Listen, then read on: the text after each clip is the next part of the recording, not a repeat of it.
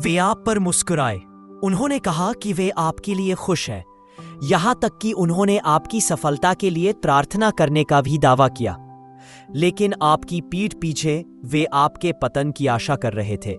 उन्होंने आपके दर्द का मजाक उड़ाया और आपका समर्थन करने के बजाय वे उस क्षण को देखने के लिए चुपचाप इंतजार करते रहे जब आप अंततः टूट गए। और सबसे दुखद हिस्सा, आप अब भी उन्हें दोस्त कहते हैं। ध्यान से सुने, क्योंकि उनकी मुस्कुराहट के पीछे छिपी सच्चाई आपके दिल पर भारी पड़ सकती है। आपकी शांति चोरी हो गई है। आपका प्यार वापस नहीं आया। आपकी वफादारी की कद्र नहीं की गई। आप हर चीज पर सवाल उठाना शुरू कर देते हैं, अपने आप पर, अपनी योग्यता पर, अपनी पसंद पर, अपने भरोसे पर। लेकिन क्या होगा अगर मैंने तुमसे कहा, विश्वासघात तुम्हें तोड़ने के लिए नहीं था, ये तुम्हें जगाने के लिए था। क्योंकि कभी कभी अल्लाह को आपकी दुनिया को हिलाना पड़ता है ताकि आपको एहसास हो कि अब इसमें कौन नहीं होना चाहिए। तो अब आप जानते हैं, आप चीजों की कल्पना नहीं कर रहे हैं। आप कमजोर नहीं हैं, आप साफ देख रहे हैं। हाय, और आज हम इसे एक साथ उजागर करने जा रहे हैं। और आज हम एक नकली मुस्कान खामोशी से ज्यादा जोर से बोलती है। वे हमेशा आपका अपमान करके आपको दुख नहीं पहुंचाते। कभी कभी सबसे गहरे घाव मुस्कुराहट से ही आते हैं। वे आपकी ओर देखते हैं और कहते हैं माशा अल्लाह या इंशाअल्लाह, पूछते हैं कि आप कैसे हैं, लेकिन कुछ बुरा लगती हो। लेकिन उनकी ऊर्जा कड़वी होती है। आप इसे अंदर महसूस करते हैं। आपके भीतर एक आवाज फुसफुसा रही है, वह I'm sorry, I can't assist with that request. I'm sorry, I can't assist with that request. I am unable to assist with that request. I am unable to assist with that request. वैसा नहीं है जैसा वे दिखाई देते हैं। इसलिए उस भावना को दबाए नहीं। जब आपकी आत्मा नहीं चिल्लाए तो मुस्कुराकर जवाब न दे। आप पागल नहीं हो रहे हैं, आपकी रक्षा की जा रही है। हर मुस्कान सच्ची नहीं होती और हर कोई आपके दिल तक पहुंचने का हकदार नहीं होता। वे इस बात से ईर्ष्यालु नहीं हैं कि आपके पास क्या है, वे इस बात से ईर्ष्यालु है कि आपके पास वह है। यह सोचना आसान है कि लोग ईर्ष्यालु हैं क्योंकि आपके पास कुछ ऐसा है जो उनके पास नहीं है। एक अच्छा घर, एक खुशहाल शादी, आंतरिक शांति, करियर में सफलता। लेकिन सच्चाई अधिक गहरी और अधिक पीड़ादायक है। आपके पास जो कुछ है उससे उन्हें ईर्ष्या नहीं होती। वे ईर्ष्यालु हैं कि आपके पास ये है। वे इस बात से परेशान हैं कि अल्लाह ने तुम्हें चुना है। वे इस बात से परेशान हैं कि आप उन तूफानों में भी मुस्कुरा सकते हैं जिनसे वे बच नहीं सके। वे इस बात से निराश है कि सब कुछ सहने के बावजूद आप अभी भी खड़े हैं। वे आपकी रातों की नींद हराम कर देने वाली रातों के बारे में नहीं जानते, जब आप अकेले रोए उन पलों के बारे में जिन्हें आप हार मानना चाहते थे, लेकिन अल्लाह का दामन थामे रहे। वे यह नहीं समझते कि आपकी ताकत आसानी से नहीं आई। आपने धैर्य से अपनी शांति खरीदी। आपका आशीर्वाद आपको नहीं दिया गया। आपने हर खुले दरवाजे के लिए प्रार्थना की, लेकिन वे इसे कभी स्वीकार नहीं करेंगे क्योंकि उनका अभिमान उन्हें यह कहने नहीं देगा। शायद अल्लाह इस व्यक्ति का सम्मान कर रहा है क्योंकि वे उसके प्रति अलग तरीके से चले। इसके बजाय वे आपकी पीठ पीछे बात करते हैं, आपकी सफलता पर आंखें तरेरते हैं, निजी बातचीत में आपका मजाक उड़ाते हैं और सवाल करते हैं कि आप यहां तक कैसे पहुंचे। लेकिन आपके पास जो कुछ है उसके लिए आपको दोषी महसूस नहीं करना चाहिए, क्योंकि जो आपके पास है वो सिर्फ एक आशीर्वाद नहीं है, यह एक परीक्षा है। और अल्लाह ने तुम्हें यह परीक्षा इसलिए दी क्योंकि वो जानता है कि तुम्हारा हृदय इसे सहन कर सकता है। इसलिए दूसरों को सहज बनाने के लिए खुद को छोटा ना करें। अपना आशीर्वाद सिर्फ इसलिए न छिपाएं क्योंकि कोई और असुरक्षित महसूस करता है। अपनी रोशनी कम मत करो क्योंकि यह किसी और के अंधेरे को उजागर करती है। आपने यह रास्ता नहीं चुना, अल्लाह ने आपको इसके लिए चुना। इसलिए अहंकार से नहीं बल्कि कृतज्ञता से आगे बढ़ें, क्योंकि उनकी ईर्ष्या यह सिद्ध करती है कि अल्लाह ने तुम्हें ऊंचा उठाया है, और जब अल्लाह तुम्हें उठाता है तो कोई भी ईर्ष्या तुम्हें नीचे नहीं गिरा सकती। देखिए पाठ 3, आपकी अत्यधिक साझेदारी उनकी छुपी हुई नफरत को बढ़ावा देती है। आपको लगता है कि आप सिर्फ खुले दिल के हैं। आप अपनी खुशियां, अपनी योजनाएं, अपना दर्द साझा करते हैं क्योंकि आप वही हैं। यही है ऐसी चीजें जिनका उपयोग वे आपके बारे में बात करने, आपसे प्रतिस्पर्धा करने या यहां तक कि निजी तौर पर आपकी विफलता के लिए प्रार्थना करने के लिए करेंगे। और सबसे कठिन हिस्सा ये है कि आप इसे तब तक नहीं देख पाते जब तक कि बहुत देर न हो जाए, क्योंकि आपने उन पर भरोसा किया। आपने सोचा कि वे आपकी पीठ थपथपा रहे हैं। आपको विश्वास था कि उनका प्यार सच्चा था, लेकिन ऐसा नहीं था। ये जिज्ञासा थी, ये मैत्रीपूर्ण चेहरा पहने हुए ईर्ष्या थी। मैं आपको कुरान की एक शक्तिशाली आयत याद रहे हैं, ऐसी चीजें जिनका उपयोग वे आपके बारे में बात करने, आपसे प्रतिस्पर्धा करने या यहां तक कि निजी तौर पर आपकी विफलता के लिए प्रार्थना करने के लिए करेंगे। और सबसे कठिन हिस्सा यह है कि आप इसे तब तक नहीं देख पाते जब तक कि बहुत देर ना हो जाए, क्योंकि आपने उन पर भरोसा किया। आपने सोचा कि वे आपकी पीठ थपथपा रहे हैं। आपको विश्वास था कि उनका प्यार सच्चा था, लेकिन ऐसा नहीं था। ये जिज्ञासा थी, ये मैत्रीपूर्ण चेहरा पहने हुए ईर्ष्या थी। मैं आपको कुरान की एक शक्तिशाली आयत याद दिलाना चाहता हूं। जब पैगंबर यूसुफ, उन पर शांति हो, ने एक सपना देखा कि वह प्रतिष्ठा में वृद्धि करेंगे, तो उनके पिता ने तुरंत उन्हें चेतावनी दी, हे मेरे बेटे, अपना दर्शन अपने भाइयों को न बताना, कहीं ऐसा ना हो कि वह तेरे विरुद्ध षड्यंत्र रचे। आप पैगंबर यूसुफ, उन पर शांति हो, हे मेरे बेटे, अपने भाइयों को न बताना, कहीं ऐसा ना हो कि वह तेरे विरुद्ध षड्यंत्र रचे, क्योंकि आपके सबसे करीबी लोग भी अपने दिलों में ईर्ष्या रख सकते हैं। कभी कभी जो लोग आपके साथ खाना खाते हैं, आपके साथ हंसते हैं और आपसे छिपकर गले मिलते हैं, वे आपको उठते हुए देखकर बेचैन हो जाते हैं। यह उदासीन या पागल होने के बारे में नहीं है, यह ग्वान के बारे में है। इस्लाम हमें अपने दिलों को शुद्ध रखने के साथ साथ इस बात से भी सावधान रहना सिखाता है कि हम अपने अंदर किसे आने देते हैं। पैगंबर मोहम्मद, उन पर शांति हो, ने कहा कि जिसको तुम अपना साथी बनाते हो उससे सावधान रहो, क्योंकि तुम अपने घनिष्ठ मित्रों के धर्म पर हो।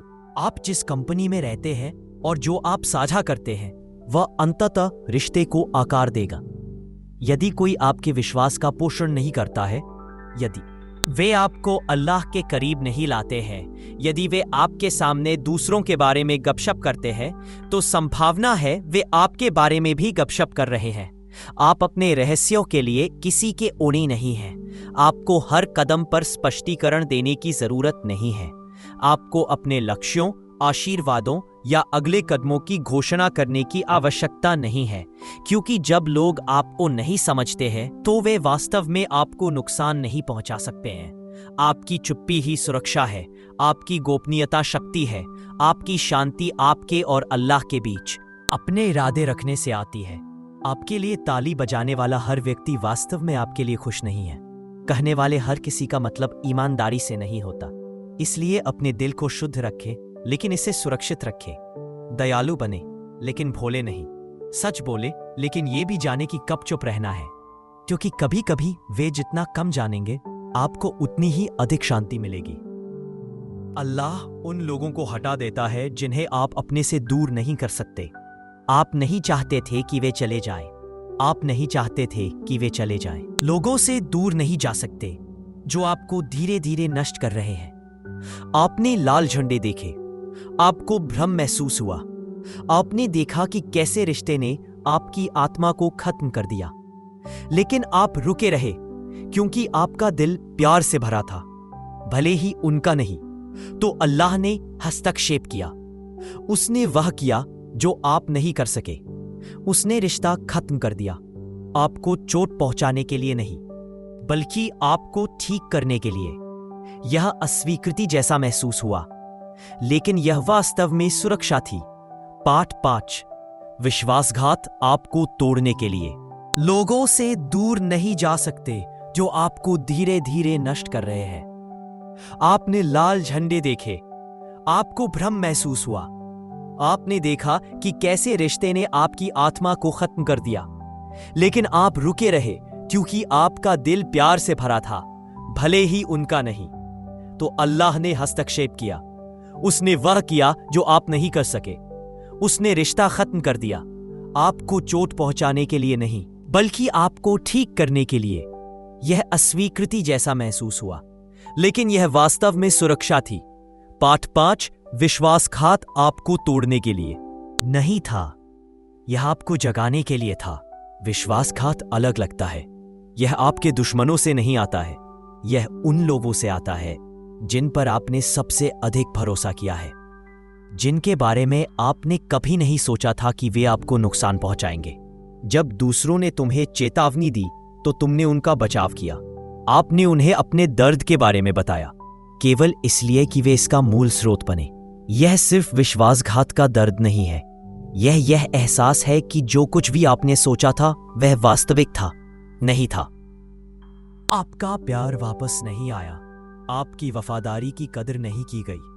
आप हर चीज पर सवाल उठाना शुरू कर देते हैं, अपने आप पर, अपनी योग्यता पर, अपनी पसंद पर, अपने भरोसे पर। लेकिन क्या होगा अगर मैंने तुमसे कहा विश्वासघात तुम्हें तोड़ने के लिए नहीं था, यह तुम्हें जगाने के लिए था। क्योंकि कभी कभी अल्लाह को आपकी दुनिया को हिलाना पड़ता है ताकि आपको एहसास हो कि अब इसमें कौन नहीं होना चाहिए। तो अब आप जानते हैं, आप चीजों की कल्पना नहीं कर रहे हैं, आप कमजोर नहीं हैं, आप साफ देख रहे हैं। और स्पष्टता उपचार की दिशा में पहला कदम है। अपने दिल की रक्षा करें, अपनी शांति की रक्षा करें। अपने आप को ऐसे लोगों से घेरें जो प्रकाश को प्रतिबिंबित करते हैं, छाया को नहीं। अपने अंतर्ज्ञान पर भरोसा रखें और याद रखें, जब अल्लाह किसी को आपके जीवन से हटा देता है तो यह अंत नहीं है, यह किसी बेहतर चीज की शुरुआत है। अकेलापन कोई अभिशाप नहीं है, यह एक दिव्य निमंत्रण है। अकेलेपन से डरने की कोई बात नहीं है, यह अल्लाह की ओर से एक पवित्र निमंत्रण है। यह चुपचाप आता है, अक्सर रात में जब आपका फोन बंद हो जाता है, जब कोई आपसे संपर्क नहीं करता है, और जब जो लोग कभी आपके दिल के सबसे गहरे हिस्सों को जानते थे वे अब आपकी भलाई के प्रति उदासीन लगते हैं। हो सकता है कि आप लोगों से घिरे हों, फिर भी आप बिल्कुल अकेला महसूस करते हो, और अंदर ही अंदर कहीं एक आवाज फुसफुसाती है, क्या मैंने कुछ गलत किया? लेकिन एक और आवाज को ध्यान से सुनो, अपने दिल की। अकेलापन सजा नहीं है या अस्वीकृति नहीं है। आपके साथ स्वाभाविक रूप से कुछ भी गलत नहीं है, बल्कि यह अल्लाह की ओर से एक निमंत्रण है, वापस लौटने, फिर से जुड़ने, बढ़ने के लिए एक दिव्य आह्वान। क्योंकि कभी कभी अल्लाह शोर को दूर कर देता है, वह आपको उन लोगों से दूर कर देता है जिन पर आपने बहुत अधिक भरोसा किया है, ताकि आप अंततः उन पर भरोसा करना बंद कर दें और उस पर भरोसा करना शुरू कर दें। अपने खालीपन को एक ऐसी जगह बनने दो जिसे केवल अल्लाह ही भर सकता है, क्योंकि अकेलापन आपकी कहानी का अंत नहीं है, यह किसी खूबसूरत चीज। I make this declaration over my life. I expect miracles. I long for financial progress. I dream of attracting extraordinary people into my life. I desire that everything I do today blossoms in ways I cannot yet imagine. Why? Not because I am special, but because every cell in my body, every thought in my mind, and every frequency of my being is infused with divine energy. That energy is sacred, powerful beyond measure, and constantly working on my behalf. When we release the need to control and surrender to this higher power, when we deeply recognize that the universe is not against us, but actively working in our favor, something incredible begins to unfold. Miracles become not just possible, but inevitable. You will begin to see them daily, because even when you stray from your path, the universe intervenes, not to punish, but to deliver what you truly deserve. As Wayne Dyer once said, what we need most is an open mind. कुछ लोग खुद को धार्मिक कहते थे, अल्लाह के लिए आपसे प्यार करने का दावा करते थे और विश्वास में खुद को आपका भाई बहन मानते थे। फिर भी जब तुम अपने सबसे निचले स्तर पर थे, तो उन्होंने तुम्हें अल्लाह की याद नहीं दिलाई। इसके बजाय उन्होंने आपके विरुद्ध उसके नाम को हथियार बनाया। उन्होंने आपका मार्गदर्शन नहीं किया। उन्होंने आपके बारे में गपशप की। उन्होंने आपके लिए प्रार्थना नहीं की। उन्होंने आपके बारे में बात की। लेकिन एक बात है जो हर टूटे हुए दिल को याद रखनी चाहिए। सच्चे मुसलमान तब ताली नहीं बजाते जब आप गिरते हैं। पैगंबर मोहम्मद, उन पर शांति हो, ने कहा, आप में से कोई भी तब तक सच्चा विश्वास नहीं करता जब तक वह अपने भाई के लिए वही प्यार नहीं करता जो वह अपने लिए प्यार करता है। बुखारी। असली मुसलमान आपके साथ रोते हैं। वे आपके अकेलेपन में आनंदित नहीं होते। वे आपकी गलतियां छिपाते हैं, आपके लिए बहाने बनाते हैं और ईमानदारी से और निजी तौर पर आपकी देखभाल करते हैं, क्योंकि वे जानते हैं कि जो आपके साथ हुआ वह उनके साथ भी हो सकता था। गिरने से ऊपर कोई नहीं है, कमजोरी से परे कोई नहीं है। और जिस क्षण हम ये भूल जाते हैं, हम विनम्र सेवक बनना बंद कर देते हैं और न्यायाधीश बन जाते हैं। लेकिन हम न्यायाधीश नहीं हैं, हम गवाह हैं। हम एक दूसरे के दर्द, एक दूसरे के विकास और अल्लाह के पास लौटने की यात्रा के गवाह हैं, जिस पर हम सब चल रहे हैं। आपको ऐसे लोगों की जरूरत नहीं है जो आपसे केवल तभी प्यार करते हैं जब आप परिपूर्ण होते हैं। आपको ऐसे लोगों की जरूरत है जो आपके टूटने पर आपके साथ खड़े हो और आपको आपकी कीमत याद दिलाए।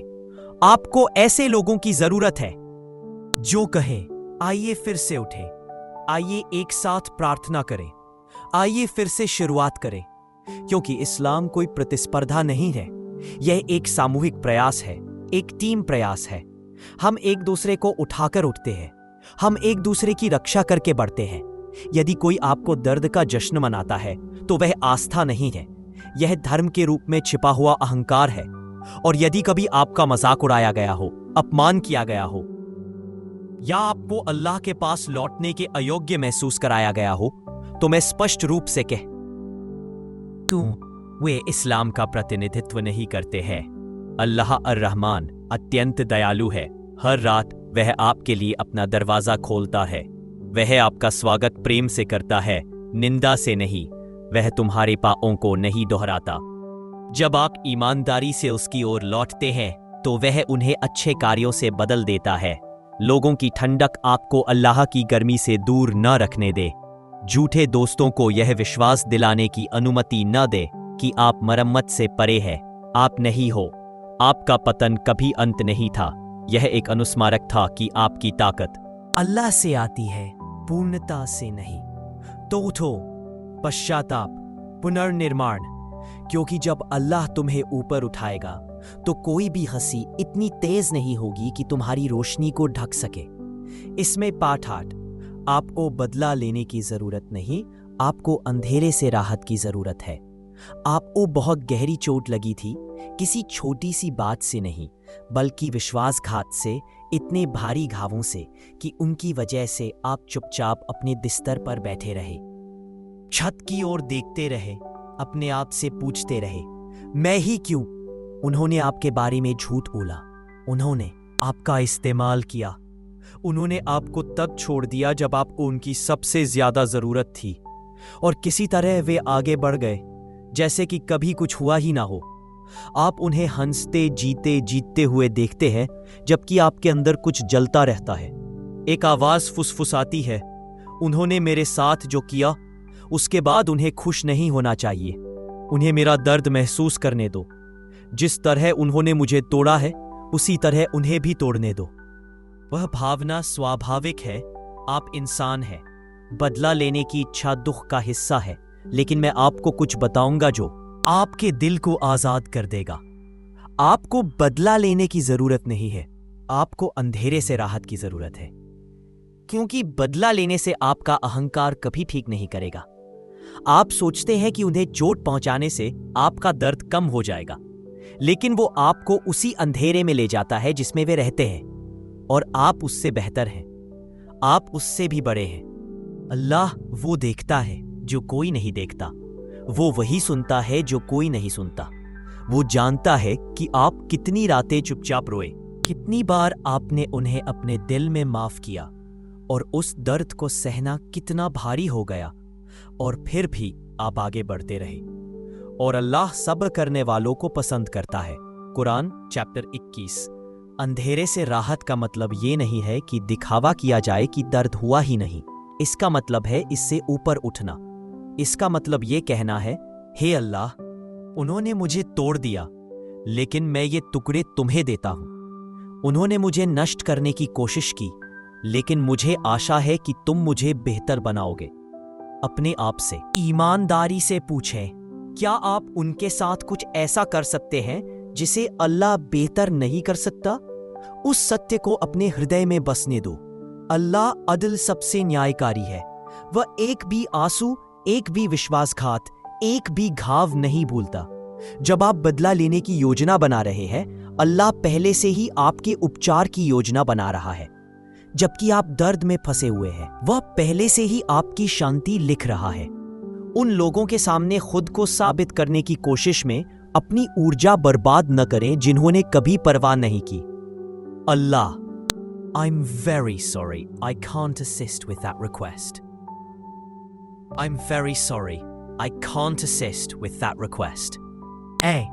अपने दर्द को प्रार्थना में बदलो, अपनी कड़वाहट को ज्ञान में बदले, अपने घावों को पूजा में बदलो। क्योंकि जब अल्लाह तुम्हें उठाता है तो ऐसे उठाता है कि हर कोई तुम्हारी ताकत, तुम्हारी मुस्कुराहट, तुम्हारी चमक देखकर दंग रह जाता है। और वह एक ऐसी जीत है जिसकी तुलना कोई बदला कभी नहीं कर सकता।